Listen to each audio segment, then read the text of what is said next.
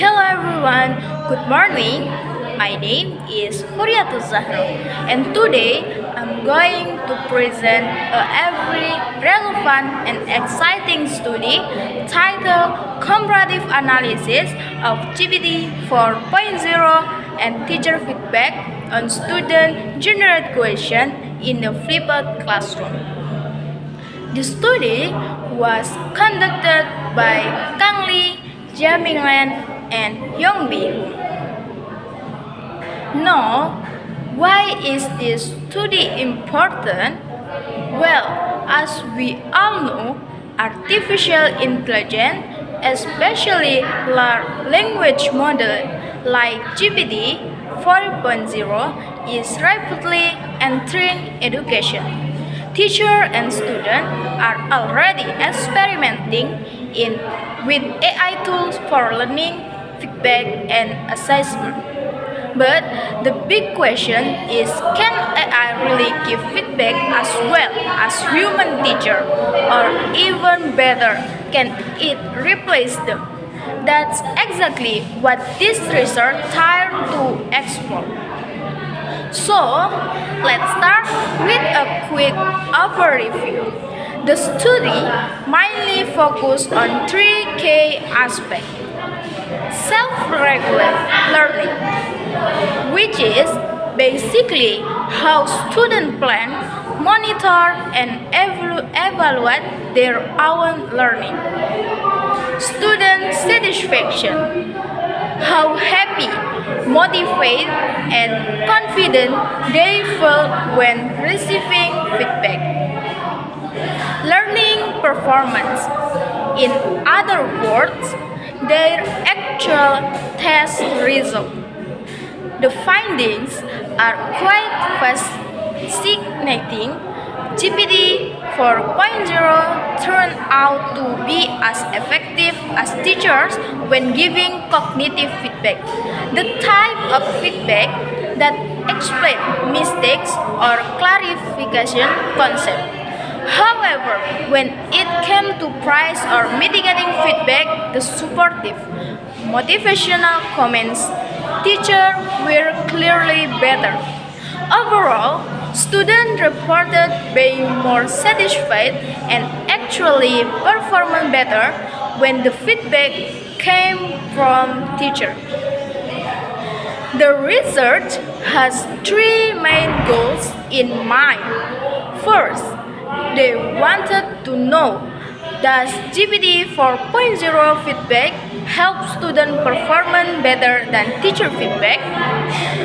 Second, they asked which type of feedback from GPT 4.0 work best, cognitive praise or mitigating? And third, how do GPT 4.0 and teacher differ in supporting self-regulated learning and student satisfaction?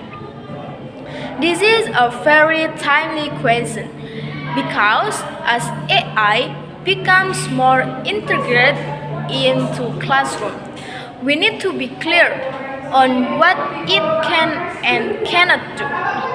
So, will AI handle all feedback, or should it only be used in certain situations? This study helped us begin to answer those questions. Now, how did they test all this? The researchers used a flipped classroom design with undergrad students.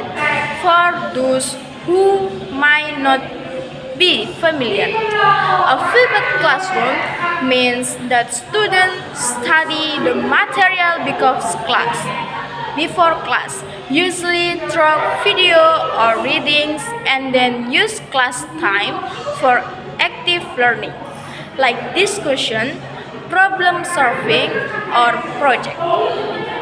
In this experiment, there were originally 89 students, but only 71 valid responses were analyzed in the end. Importantly, the students didn't know whether their feedback came from GPT or from teacher. This way, there was no bias in how the prefect read the source of the feedback. The researchers then collected data using two main tools: questionnaire that measure self-regulate learning and satisfaction, and learning performance tests to see how well the student actually understood the material. This combination gave both subjective and objective result. Let's move on the result. Self-regulate learning, GPT, and teachers were actually effective when giving cognitive feedback. But when the feedback involved praise or mitigating comments, teachers were much strong. This shows that human empathy plays a big role in helping students regulate their own learning. Satisfaction. Students feel more competent, more motivated, and more engaged when their feedback comes from teachers. This tells you that feedback is not just about correcting mistakes, it's also about making students feel supported. Performance. When it comes to actual test score, teachers consistently help students achieve higher results in every condition. However, when analyzed GPT 4.0 feedback alone, something interesting appeared. Cognitive feedback was best for self-regulated learning, but surprisingly, mitigating feedback led to highest performance score.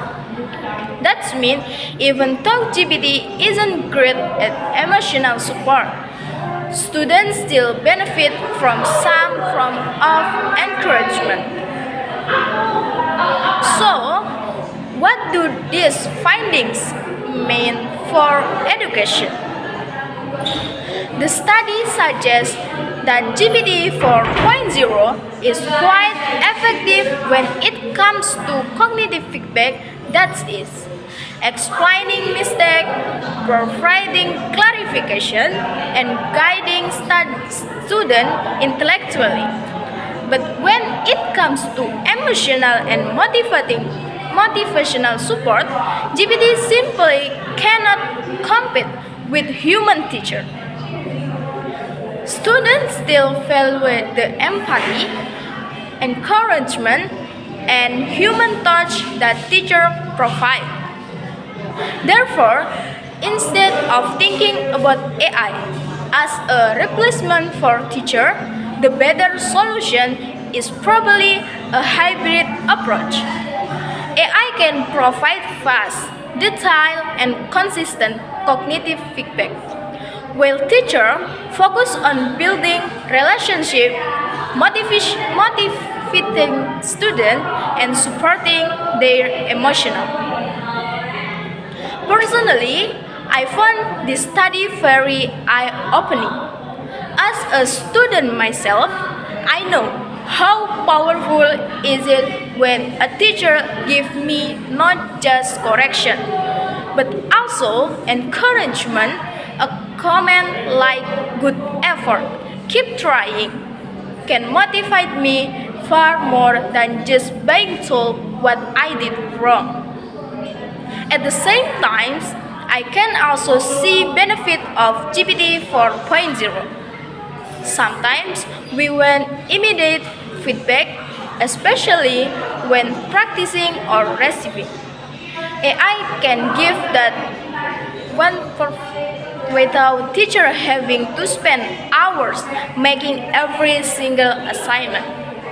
So, to me, this article is a reminder that technology should be used to support teachers, not to replace them.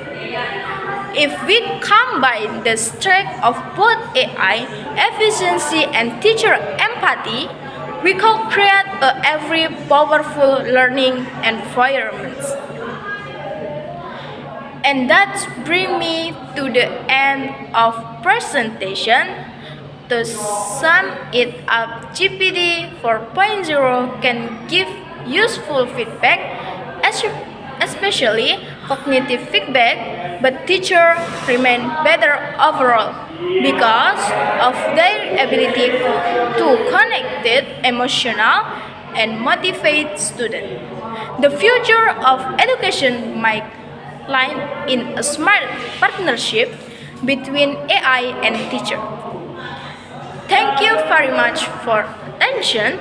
I hope this presentation has given you something to think about regarding the role of AI in education. And be happy to answer any question or hear your thoughts. Thank you. Bye.